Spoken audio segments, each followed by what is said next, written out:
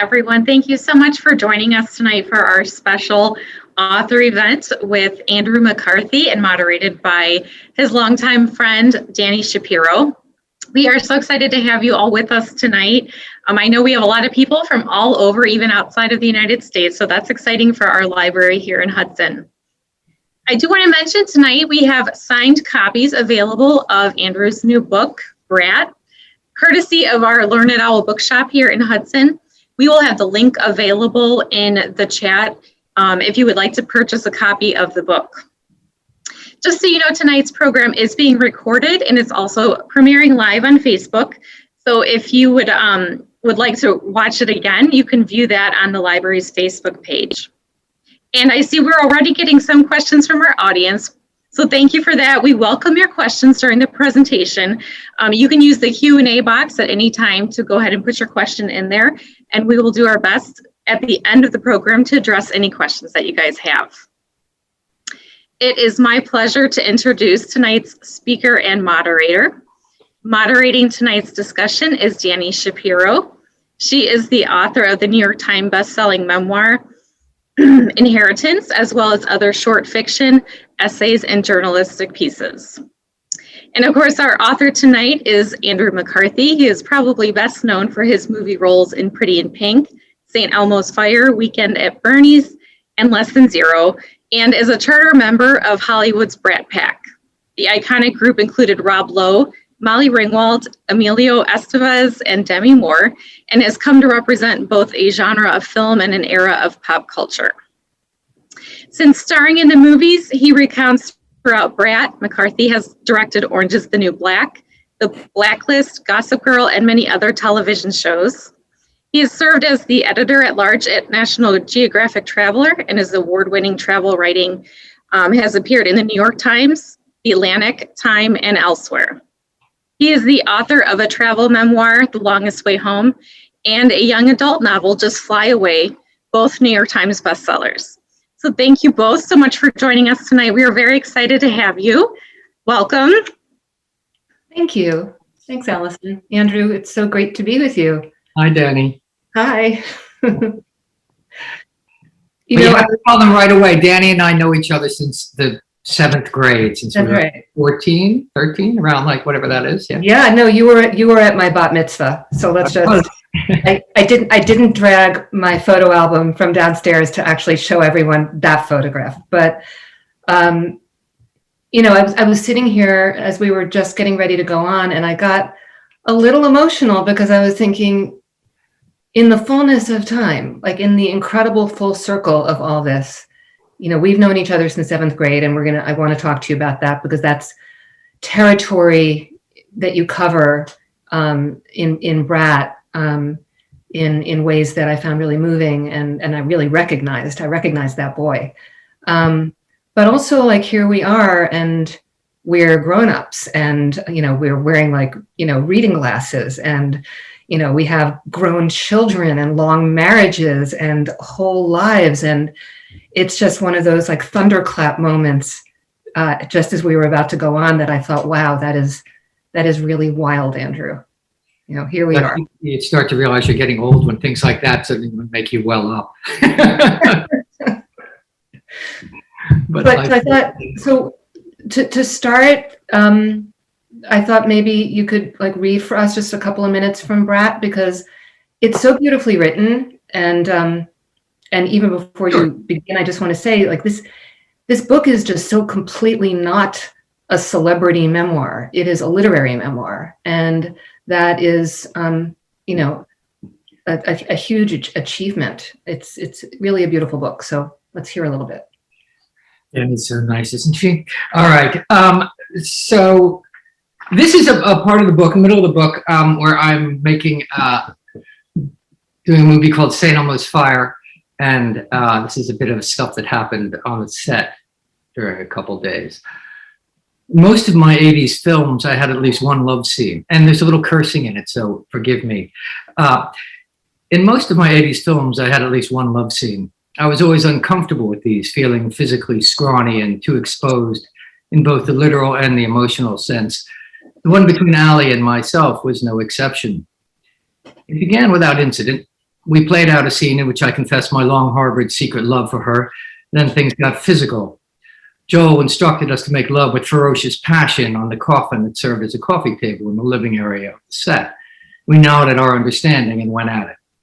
Apparently, Allie and I weren't giving Joel enough of what he wanted, and after multiple takes, his frustration was too much to contain. During the middle of a take, Joel screamed out, "You're fucking!" Allie burst into tears. I stood up, clad only in a small patch of flesh-colored cover, and yelled back at Joel, "What the hell do you know about making love with a woman anyway?"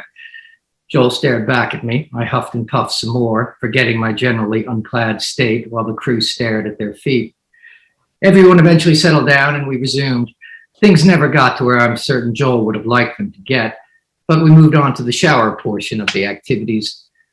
Since we were on a soundstage and everything about the set was fake, the running water had to be specially piped in, only they had neglected to make it hot. In a cold shower, we set about trying to create some heat. Joe instructed me to press Allie up against the glass stall door from behind in a show of passion he was still craving. I obliged as best I could, but being a cheaply constructed soundstage set, the shower came crashing down. The tension broke, we all burst into laughter, and the shot is in the film. A few days later, we were filming on the same set in the apartment that belonged to Emilio and my characters. In the scene, I was alone, singing along to Aretha Franklin's classic, Respect. I was extremely self-conscious about having to sing. One could draw a straight line from my anxiety all the way back to my deliberately poor audition for Glee Club during middle school, when Mr. Little had implanted in me the notion that I was tone deaf. I needed something. During the course of the shoot, I'd been reading about Marlon Brando and learned that he had played bongo drums when he was a young actor. I bought myself a set. Having lousy rhythm, I was lousy on them. I lost interest quickly and a drum sat in the corner of my room. But as I was walking out to work on the morning the scene was to be filmed, I grabbed them.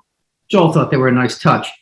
Slapping those bongos, no matter how poorly, liberated me. Suddenly, I was flopping around, flinging myself up and down on the bed and shrieking along with Aretha, a private moment of freedom and joy my character would never allow others to witness. Afterward, I felt particularly raw and only half-jokingly said to the cameraman, "Well, that should kill my career, not that I had one." Steve Burum, the director of photography, was standing beside the camera and overheard. Steve was a mild-mannered professorial in appearance. He squinted at me and said, "I'd say you made your career on this one." And he was right. After that movie came out, everything was different. Anyway, and then it goes on. Thank you. Thank you for I indulging still me. feel like a little kid having to get up and read in second grade when I had to go up and read to the kindergartners, and I had to read that ant book and feeling so self-conscious about reading. It's a terrible thing, reading aloud, I find. Do you still feel that way after all your years as an author and, sort of getting up and, doing? Yeah, no, I suddenly feel very exposed and like a fraud when I read my writing like that. I feel like, oh no, I should have cut that adjective there, and that's stuff like that when I'm reading. So yeah, all that dies hard if it ever dies. Let's go back to middle school and high school for a moment, because I'm the only person. Oh, let's not ever go back there. I'm the only person who can do this with you, and so I feel it's my responsibility, because Brat, the first couple of chapters of Brat were very familiar territory to me as I was reading. So you and I went to a school called a Pingree School in New Jersey, and I believe that we met each other pretty much instantly at the beginning of seventh grade. We probably were, I think we were in the same class that moved around from teacher to teacher. And what I don't think either one of us knew about each other through all those years is how much of a misfit each of us felt we were.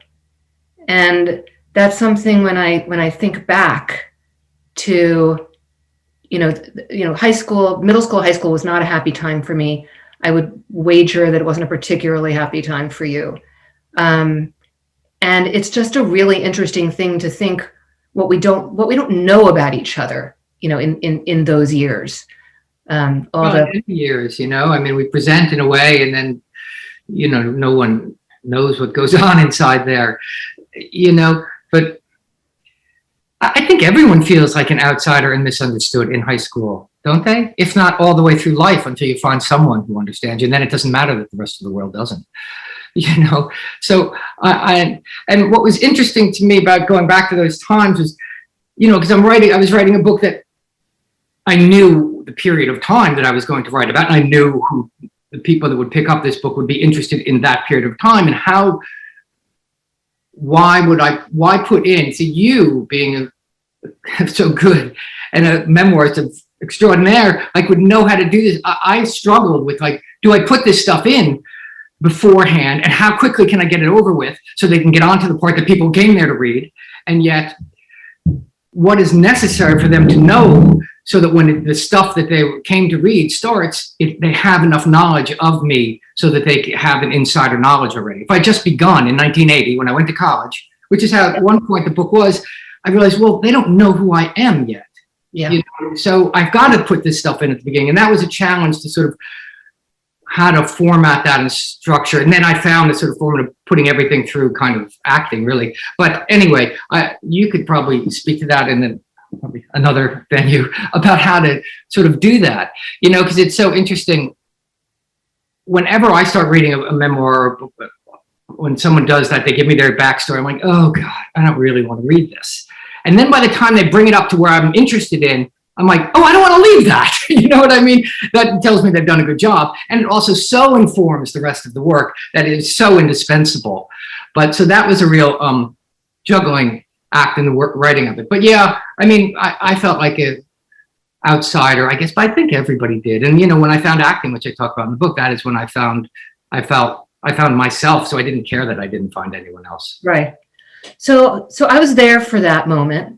Which you write about in Brat, which is, I don't want to give away too much for people who haven't read the book yet, but you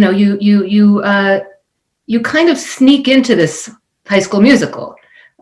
You go and you just kind of hang out until you get to do something, and then that turns into you're getting cast as the Artful Dodger.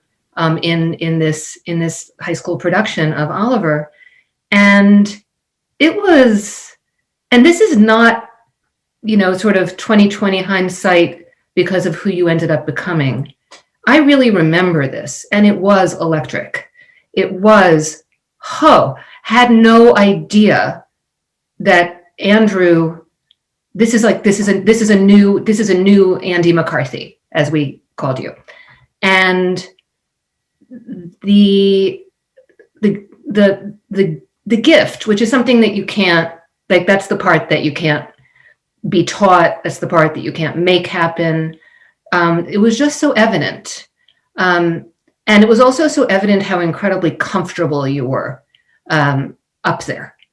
I think that's what I remember sitting there as an acutely self-conscious high school student thinking, how do you do that? You're making me cry.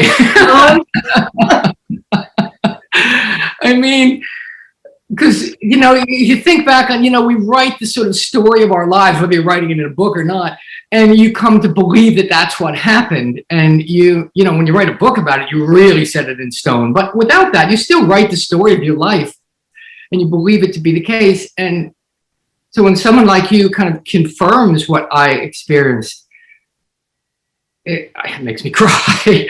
That's a very powerful thing. But yeah, that changed I just changed my life. I never knew. I remember when I was auditioning for it, and there was another kid who was better, Matthew Quilty, who was better looking, had a better voice, but I was shocked myself in my wanting. And I remember our little final audition and going. And anyway, yeah, when I walked out on that stage, I felt like I'd never felt before. And my life was instantly changed, instantly and forever changed. And I knew it. And, it became my secret in a certain way, that how profound that effect it had on me was. And I didn't. And that's how I knew it was so important, because I said, I'm not telling anybody how big this was. I mean, it was like fun, whatever, but on a deeper level, it's like, wow, there I am, and I'm that's me. I love that. I mean, so that kind of quiet knowing, which is its own kind of like deep confidence, like not confidence, but like a deep sense of. It's beyond confidence. There's nothing Yeah, to do with it is. confidence, because I had no confidence. I just knew.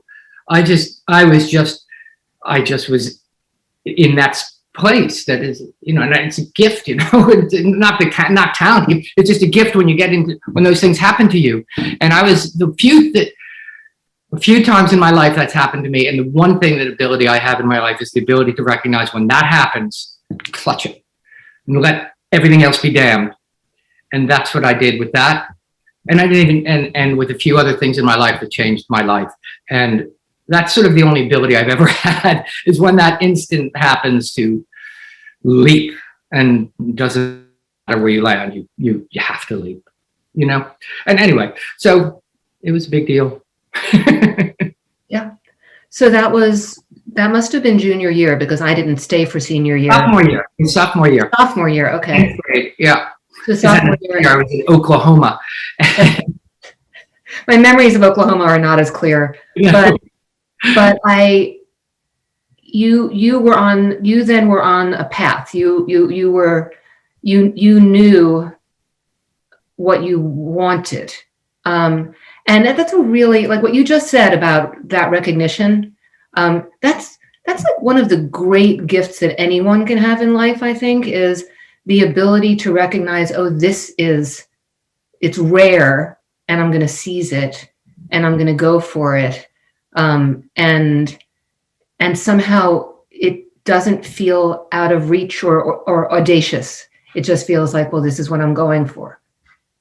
Well, it's like the story of the two fish swimming in the ocean, and one passes the other, and it says, "Ain't the water fine today?" And the other fish goes, "What water?" Yeah.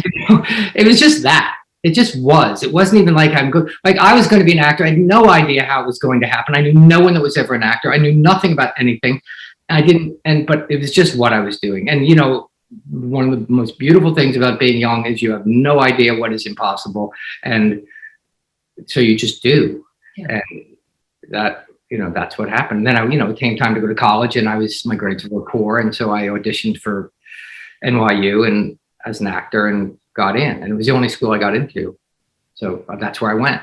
I remember my father, I think it's in the book, I can't remember. My father, when I said I was going to go to college for acting, my father said, "No son of mine's going to be an effing thespian." And my mother stood up to my dad in a way that she rarely ever did, and said, "If that's what he wants to do, we're supporting him in that."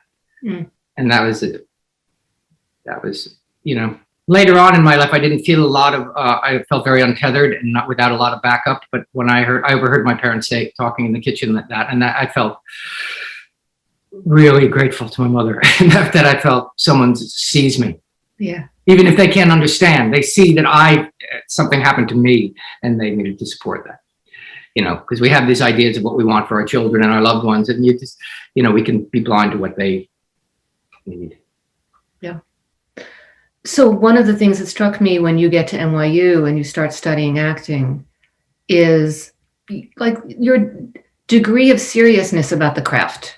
There are lots of 18-year-olds who want to be actors because they want to be famous, or they want, or they sort of, just kind of see the public part of it. For you, it seems like it was really I didn't see any of that. I didn't even think about any of that. Really, it was just, I was so naive that it just felt good. It felt like I felt like me when I did it, and I didn't feel like me when I did anything else, and that's what I'm doing. But I had no work ethic. I had no discipline. I was a terrible student in high school. I was a terrible student in college, and but it wasn't about anything and getting famous. It was about. No, that's what I'm saying. But that's what I'm saying. It's that. Yeah. Your focus was on the craft. Like you dove into, this is when you found your teachers, and various mentors. By the way, our 9th grade English teacher texted me when he saw that we were doing this event together, and he actually sent me a screenshot His name is Peter Cowan. He's probably listening. He sent me a screenshot of English 102, period 1, first trimester, and all of our grades. Oh my God. Yeah. And you got an A, and no, I didn't. It was number grades. I got an 82, which is really kind of underachieved. Yeah. You got a 76. He was a very tough grader. There were 69s and 74s and 64s in there. But anyway, it cracked me up. I loved seeing it with all the names. My high school boyfriend was on there, and your nemesis Matthew Quilty was on there, and but the I guess what I'm trying to get at is the growing sense of purpose, or like I'm gonna do this. I'm gonna do this, and circling ads in backstage, and going to auditions, and tell me if I'm correct about this, but because when I was reading it in your book, and you mentioned that you met your first agent at a wedding. Was that my wedding? I got married at 19, which is a very ridiculous thing that no one should ever do. It must have been because you knew the person. Yeah, no, I think it was Norma, and it was my wedding, and I guess you were there. I don't remember getting married. I don't remember anything about it. But when you wrote that in the book, I thought that's where that happened. Wow, that is where that happened. See, I don't even remember. This is how self-focused, self-centered I am and was. That I don't remember who got married. I just remember I met an agent. That's hilarious. That's hilarious. I mean, but what 18-year-old is going to weddings? Who's going to weddings? Funny. So you briefly had this agent, Norma, and then you auditioned for this open call for this movie called Class, and you end up getting it. And I remember actually Norma calling me and saying, "Did you hear Andy got a movie?" I was, just this kind of thing that never happened. And I guess the thing I kind of want to talk to you about in that way is that as your book moves forward into a period of time in which you not so much with Class, it could have happened with Class, but it happens a little bit later, where you become famous, and you sort of interrogate fame, and it's such an honest and searching and scorching look at what it is to become famous, and especially to become famous when you're still an amoeba. Yeah, unformed. Well, that's why I've always said I don't think I wouldn't wish fame on anyone under 30. And I do think fame changes you at a cellular level. And I am a different person than I would have ever become had I not become public in that way at that age. The glib thing people say is you stopped at whatever age you became famous is the age to which you stopped developing, and there's some real truth in that. I think it's a little more complicated than that, but it's very true. We grow up, we think we're the center of the universe, and then we start to go out into the world, and we realize our mother was probably wrong. Maybe we're not the center of the universe, and we start to try and let some of those things fall away and be balanced, or try and look outward a little bit to other people in the world, and then you become famous, and you realize, oh no, you are the center of the universe again, and so all those kind of behaviors and things are rewarded, and it's a weird thing, and you have to be pretty diligent to try and not have that, and you're affected by it no matter what. And it didn't sit easily with me, because it wasn't my goal to be famous. I liked attention, I liked all that stuff, but I didn't really like a lot of attention I didn't like. I've always had a complicated relationship with the public aspect of my job. So, but yeah, when I was young and it was starting to happen, it was a lot. There's a moment in the book where you describe being with some people. I don't think people particularly well, and you're out, drinking and somewhere in New York, and you say something that actually isn't, it's really not very funny. And they laugh uproariously at what you say. And I just got up and went home. I didn't even, before the laughter even died down, I just got up and walked home. I just left the table because I knew it was just all bogus, but and then I go on, I think in the next sentence I go, but there are many nights when I stayed, and I mean, that's just the typical kind of thumbnail example of that, but that and an obvious example of that, but that happens on a that's normal standard operating procedure for that kind of dynamic. That's why people become successful, either stick with other famous people or have their friends that they had before that. Like the entourage. Yeah. So why do you think, I mean, it could so easily have really toppled you. It did. It did a pretty good job of it. But we're here talking. Yeah. So, what would you attribute? I mean, it was definitely a gauntlet that you came out the other side of, and that could have been otherwise. But what do you think? Why do you think you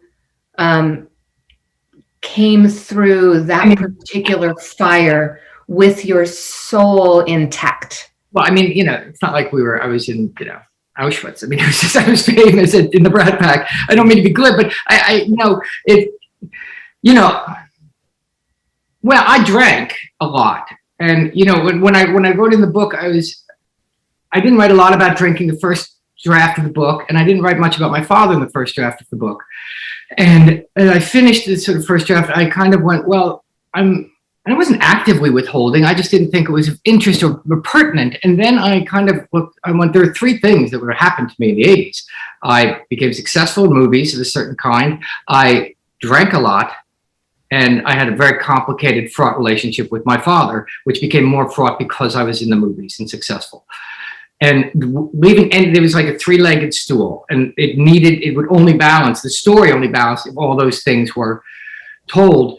And so, they were all interwoven, and many people go, oh, well, you drank because you were successful too young, and to which I always say, no, I drank because I had an affinity for alcohol. I had an alcoholic temperament, and I drank because I drank. And, I was able to drink better vodka because I was in the movies, but I drank, movies did not cause me to drink. And being not able to handle success did not cause me to drink. I drank because it was a primary thing in my experience for me. And that's important to me to know and to think, because for a long time they were kind of overlapped, and it took me decades away from drink to realize they were separate issues. Yes, they affected each other. My drinking desperately affected my career in a very bad way later on. But this was going to answer your question to a degree, but I forgot it now.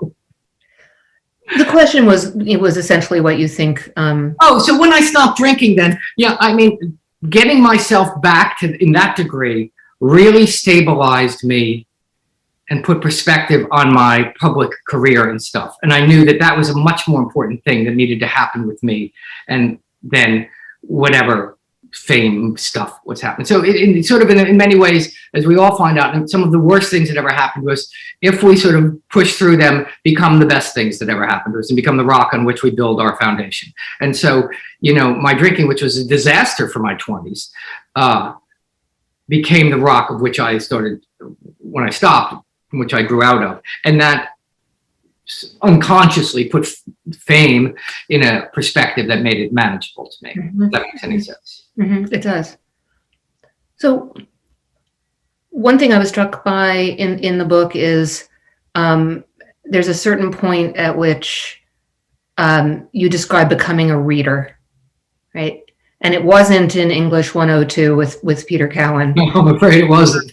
And you describe starting to really become a reader when you're like 30, right? Yeah. And after I stopped drinking, I found books. Yeah.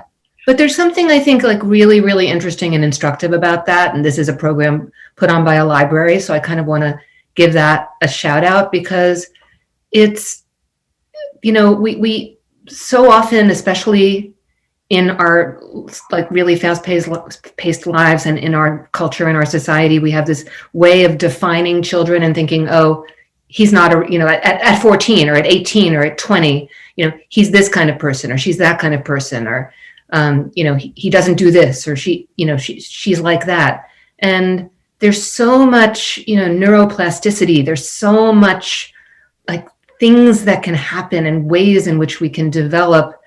If we, to go back to what you were saying about that recognition, that, there must have been something in books where you're like, oh, this feels good. This feels really good to dive into, into the world of literature. I left school and I didn't think I was very smart, high school. And so, I think I mentioned in the book that I got 2 things out of high school. One, that I wasn't very smart, and 2, that I was going to be an actor. And that's what I left high school with. And because I didn't do well, I didn't get good grades, and I didn't do any of the work, so it's no wonder I didn't get good grades. But I also wasn't that kind of person. I didn't fit that, that peg, didn't fit that hole, right? And my son was that way too. I see it in so many smart people that, not saying I'm smart, but my son is, but I see how he didn't fit in the school where he was, and now he's been labeled, and he labels himself as not that smart because he didn't do well where in an environment, well, that's how you measure smartness. You get good grades, and and so many people always talk about how school is not for everyone. And, but yeah, when I discovered reading, that was sort of a starting over for me, and I didn't like it in school. And so when I started discovering I did like it, that was the first thing that made me start to realize maybe I'm not dumb, And then I didn't even know what to read when I started reading. So I read some of the books we were supposed to read in high school that I never read. I read The Great Gatsby and A Separate Peace and Lord of the Flies and these books that I didn't read when we were reading them in high school because I didn't know where to start reading. I didn't even have it. There's so many books. Where do you start? So that's where I started. And yeah, that was a real, and I felt I had good company when I read then, when I started to read. Whereas that never occurred to me when reading was a chore and something, I had to do in school. And when I discovered it as great, a world opening up that was 180 degrees different. Yeah. So 2 more things I want to get to with you before we open it up to questions. And the first is, I was thinking a lot about what it is to build a life, to have chapters of a life, to have multiple ways of being. And it's like, you have this life as someone who is an actor, is a director, is a writer, in ways that make me think, so like take us back to what do you think allowed you to say I can do these things. I'm not going to be defined by this one lane that I'm in. I have other lanes that I can be in as a creative person, as an artist. Well, I never think like that. I started travel writing saved my life in many ways, the way acting saved my life when I was a kid. And I discovered it when I did it. I was in Saigon traveling alone, and I met a kid on his Vespa, and he took me around Saigon for the day and showed me like where his mother's garden was, where his father had been arrested. And anyway, we spent the day together, and I went back to my hotel room still sort of buzzing, and I didn't know what to do. And I was just sort of buzzing around, so excited. And there was some stationery in the hotel. It's back when hotels had stationery. And I just wrote down what happened. I don't know why. I have no idea why. And I just wrote down what happened. And, the line, the dialogue that we said, some of it, and I wrote, and when I finished writing that one page thing, I sat back and I had the exact same feeling I had when I was the Artful Dodger alone in that hotel room in Saigon. I just went, oh, there I am. And it was and so then I kept traveling and I kept writing about travel. I kept journals, and they weren't journals. I wrote travel stories for 10 years, like in notebooks, and I never did anything with them. And I never had any desire to do anything with them until one day when I did. And then I became a travel writer. And it saved my life. And it only happened though, because again, these bad things happen, so the good things come out of them. My acting career was not going very well, and I wasn't doing interesting things. And so I was looking for other ways to be satisfied without knowing that's what I was looking for. And when I discovered writing and travel writing initially, it was, I didn't need to wait for anyone to give me a chance to do it, which you do when you're acting. You have to wait for someone to give you a job. And like, but when I was travel writing or writing, I could just do it. And I felt that same feeling of like, there I am and comfortable in myself. So, and that wouldn't have happened had I been continuing and had a trajectory of Tom Cruise or something. I never would have done that. That never would have happened to me. Mm-hmm. And then I started directing kind of in the same way because I was on a show, you know, and then I started directing and I realized, oh, I'm really comfortable doing that. And I have an aptitude for that. And oh, who knew? So they're not like conscious decisions about this. It's just sort of, there's no plan here at all. You know, it just makes me feel like me when I'm doing them. And to me, that's why I always say they're all the same thing. Acting and travel writing, or you know, writing a book, or in directing, they're all the same thing. I just feel like me when I do them in that way that I locate myself. And, you know, are they all storytelling? Are they all creative? You know, sure, okay. But I don't care about any of that really. I just care like, I'm comfortable in this zone here. Yeah. And it seems they all seem like the same zone to me. If that makes any sense. It does. It does. And I have no abilities, you know, I mean, I didn't go to school. I didn't finish college. I didn't learn anything in school. So what job could I do, you know? So I kind of have to figure it out. So my last question to you has to do with your life as a dad. So at least at this moment, as far as I know, 2 out of 3 of your kids are actors. And I know. And I was also in an audience several years ago watching a McCarthy perform, except this time the McCarthy was your daughter, Willow, and it was on Broadway, not in the Pingree School Theater. And she was the lead, she was playing the lead role in the Broadway musical Matilda. And I had a very similar, a deeper response, but a similar response to what I had when I watched you play the Artful Dodger in our sophomore year, which was, holy shit. But it was, I mean, I was crying. You could ask my husband or your wife. I think we were all sitting together, maybe not. I was sitting there with tears streaming down my face, watching this child who just had this outsized gift. And I wondered, you weren't there that night.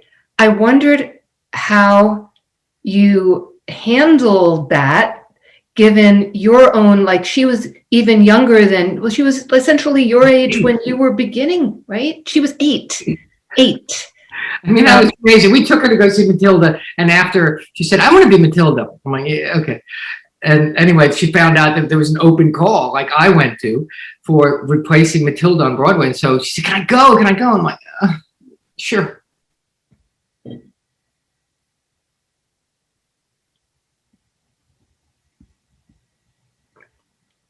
Not sure what just happened.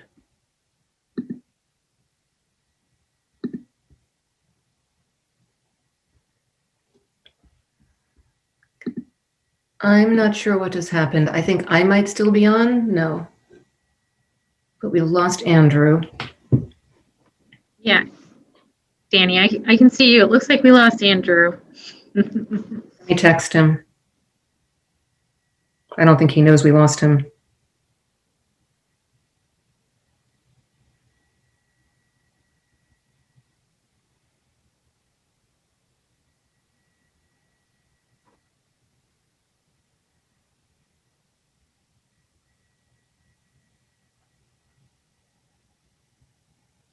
Okay. Oh, hey. He's back. Now you're back, but you're there you are. Okay. No, now you're okay.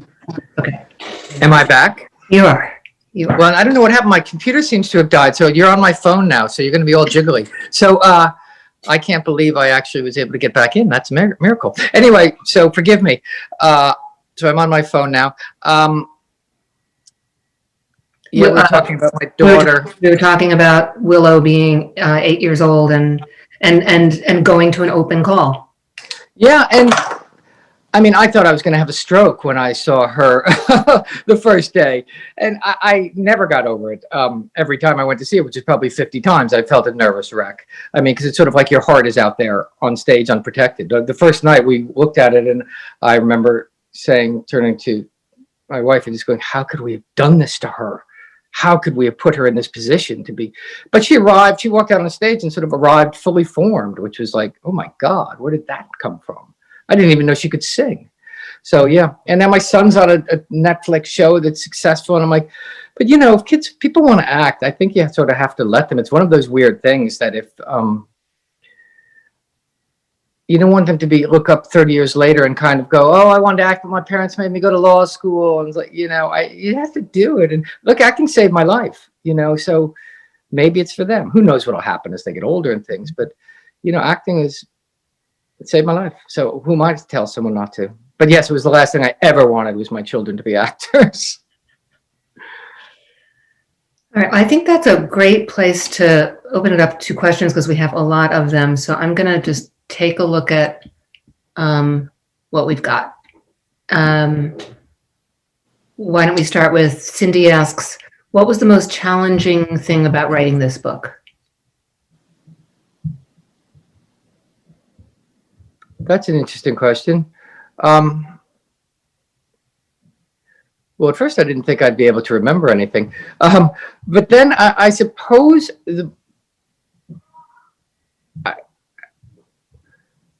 I had to own my wanting of it, you know. I very much, the first draft of the book was very much things happened to me, and they did. And I was sort of plucked from the weeds in many ways, and people arrived to help me at the last instant and stuff. But I kind of had to, there was something missing still, and which was my wanting and my ambition. You know, not in that, you know, I didn't have a pure ambition the way people that are wildly successful have, but I had an ambition for myself to what I wanted to do, and to own that and sort of put that onto the page in a way that it took me a while to sort of actually, writing the book helped me realize that in a certain way that I really did want. It wasn't just something that happened to me willy-nilly, and I didn't just go along for the ride. My hands were not on the wheel, and I didn't have very good wherewithal to handle things once they started to happen to me, but I did want it. I did want to be successful. I did want to sort of move toward this, and so owning that, I think, was interesting. Once I realized that, you know, that was the last sort of piece of the soup to get in there. You know, there was the stuff about my father, which, you know, I wrestled a little with whether to put that in, but then, like I said, it was the third leg of the stool.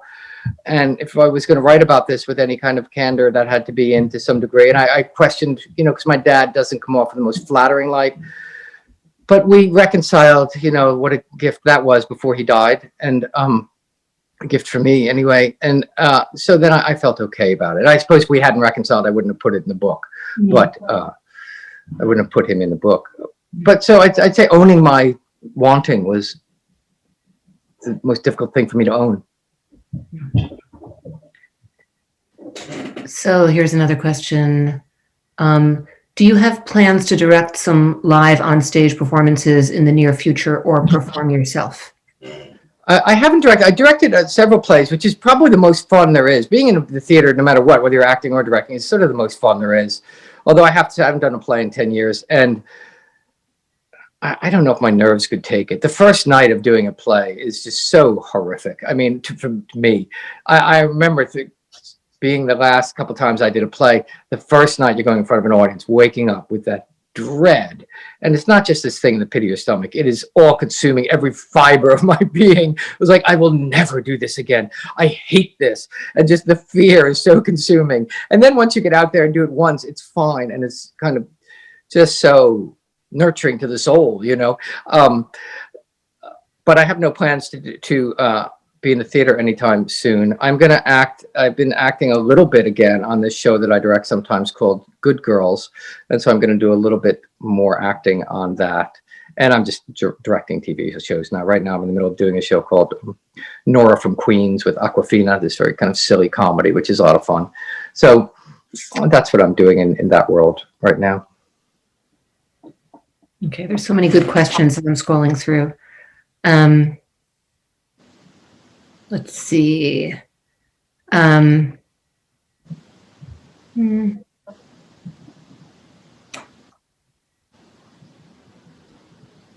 Saw your performance on Good Girls and thought you looked as if you were enjoying inhabiting that role. Do you prefer directing or acting, and why? Well, I hadn't acted in a number of years till I did that role, and I just did it because I was directing on the show, and the creator of the show is a friend of mine. She said, "We got this little role for half a dozen episodes. You want to do it?" It's like, huh, sure, and it was really fun. I mean, I hadn't acted, like I say, much in the last 10 years, and to go back and do it again it's so familiar to me, and yet I hadn't inhabited that part of me in a long time. So it was like anything you go back to that you knew so well, it was much easier, really. And I found I could do more doing less and all that kind of stuff that people talk about. And so it was a real pleasure. And I realized how fun it was. The acting used to cause me a lot of anxiety. I always say that acting causes anxiety and directing is stressful. And I'd rather have stress than anxiety. So, but I didn't find it causing me much anxiety. I found it just really pleasurable and fun. So, we'll see. Maybe I'll do some more of it. Mm. So this is a comment from Pamela. It's important for you to know your impact on many of us. I am at least 10 years older than you and the generation John Hughes was describing, but the quirky people were my friends. Attracting the most beautiful boy and hoping he had character was our dream. This isn't praise for just the writer, but for the actors as well. The stories would not be real or long-lasting if not for the passionate talent of the actors. Thank you for sharing your work and authenticating our lives. I know how good you are at accepting compliments, so I'm just going to move right on. Do you have any cinematic heroes? I did. Someone was my cinematic hero when I was young. Wait, Andrew. Yeah. Can't hear you. Can you hear me? Yes. Oh. Yeah, Montgomery Clift was my cinematic hero when I was young. I found him when I first discovered his movies. I just found he had a sort of a sensitivity and a minimalism and simplicity that I thought was fantastic and really restrained. And I remember someone said about Burt Lancaster said it when they did From Here to Eternity, and everyone sort of won Oscars except for Montgomery Clift. And Burt Lancaster said, well, we all won Oscars because Montgomery Clift inhabited the movie, which allowed us to jump out of the movie. And I loved that. And I thought that was great. And all I wanted to do was inhabit the movies and inhabit the characters, not jump out at them. And I love that kind of acting to this day. And I love that kind of directing. I love when you can't see directing. I don't like show-offy directing with, oh, look at that super cool camera shot. Oh my God. Like if I'm looking at a movie and I go and I'm looking at the camera shot, if I don't forget about the camera work pretty quickly, I don't think it's a very well-directed movie. Mm-hmm. I don't care. I don't like showing off in any kind of, I much prefer the inhabiting than the showing off bit. And so Montgomery Clift is that kind of actor to me. And yeah, he had a big effect on me. Jen asks, as a travel writer / world traveler, do you prefer to travel alone or with friends or a partner? All of the above, but alone. I mean, traveling alone is where it's at. Traveling alone is where you will find out the most about yourself. Traveling alone as a travel writer certainly is the best thing because it forces you to have interaction and to sort of ask questions and ask for help and all that kind of stuff.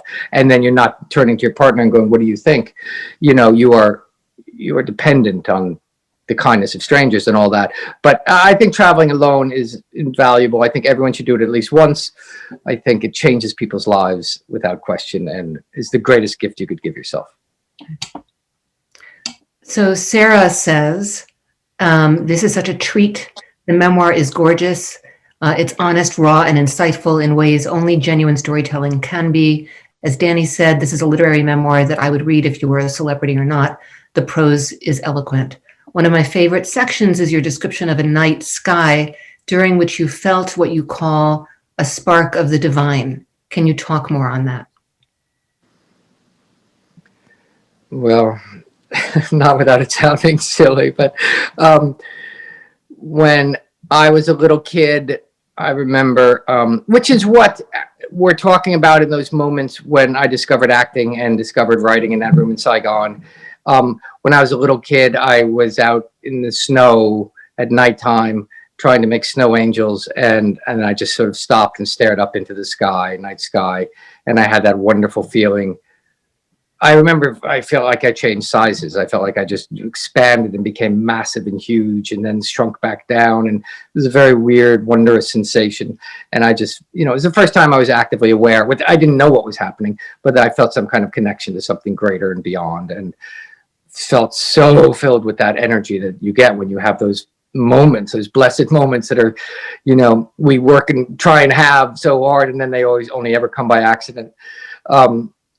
And they come with nature often, but it was just that moment of connection to something way bigger than who we are.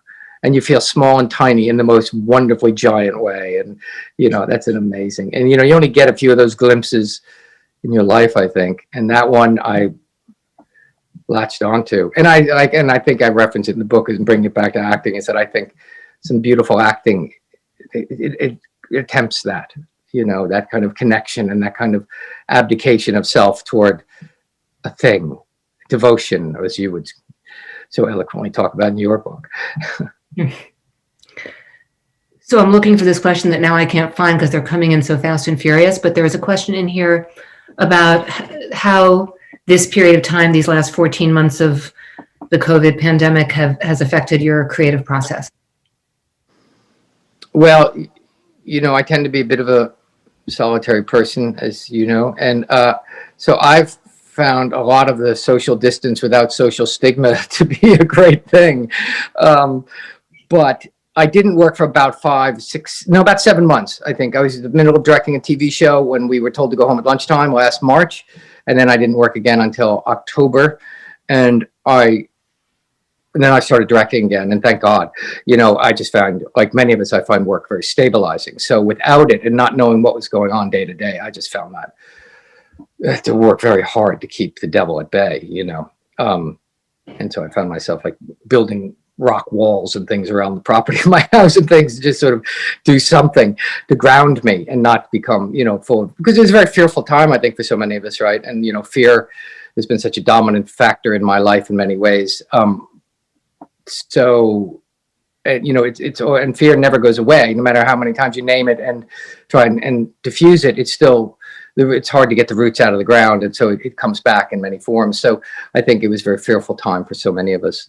And, but creatively, I was unable to do anything creatively really in that time. Because when I hate flying and I'm afraid of flying irrationally, I know, and I fly all the time. I'm a travel writer, but I felt in the pandemic to be the first part of it anyway, those first months, to be like being on a long haul flight through a lot of turbulence. It just wouldn't land.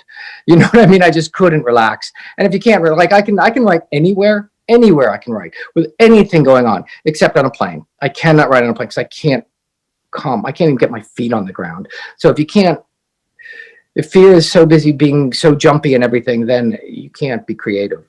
Because creativity needs you to be able to land in yourself, right? Doesn't it? Yeah, absolutely. So Lori asks, one of my favorite dramatic roles of yours was your character Clay in Lesson Zero.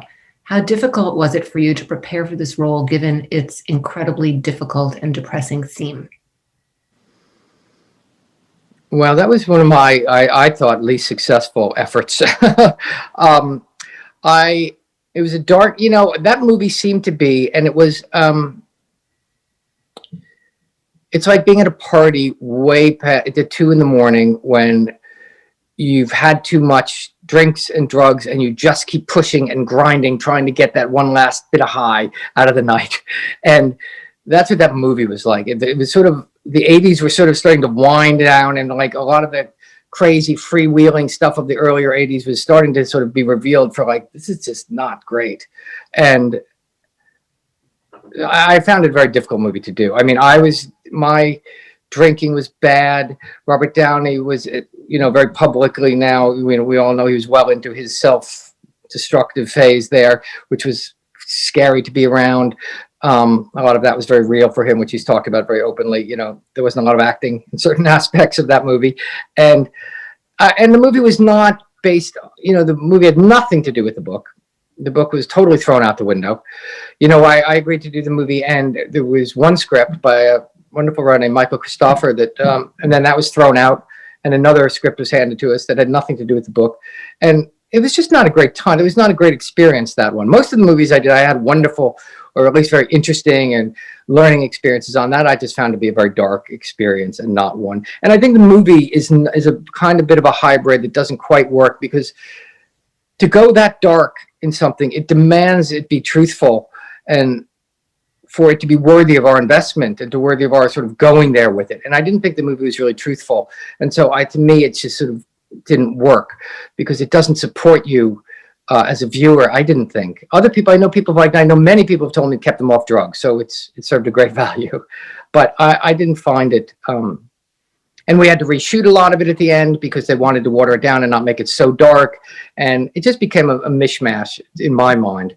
So it was less successful than other people seem to like it more than I do. All right, so let's end with this question, other end of the movie spectrum, which is, which project film are you most proud of to date? Well, you know, I have such affection for all those movies, pretty much, except Lessons Here, and even that too. I loved my favorite movie from the '80s that I did was a movie called Heaven Help Us. My favorite part I did was St. Elmo's Fire. I have grown to have great affection for Pretty in Pink. Mannequin is somehow this delightful movie against all odds. You know, I love Bernie. I think Weekend at Bernie's is the stupidest movie ever made. One of them, which is a great honor. I love it.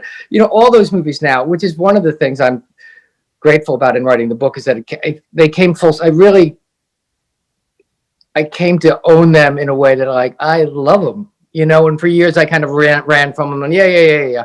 And now I'm like, nah, they're great. I mean, are they great movies? No. Are they of a time? Absolutely. Did they represent a certain generation? Completely. And I'm like the avatar of that generation to a certain person, and that's fantastic. You know, and it took me a long time to realize that's a great gift to me, to be the avatar of someone's youth, you know, and that moment in life when we're just bursting at the seams and starting life, and life is an empty canvas to be painted on, and I can be the person that represents that to somebody. That's an amazing gift. Yeah. Well, thank you both so much for your time this evening. It was really fun to hear from both of you. Danny, thank you so much for moderating the conversation, and Andrew, thank you so much for your time. And again, I'll just mention that our local bookstore in town, the Learned Owl, has signed copies of Andrew McCarthy's new book, Brat, an 80s Story. So hopefully you'll get a chance to read the new book. And we look forward to any new projects that you have coming up. Thank you so much, everyone, for joining us tonight. Thanks, guys.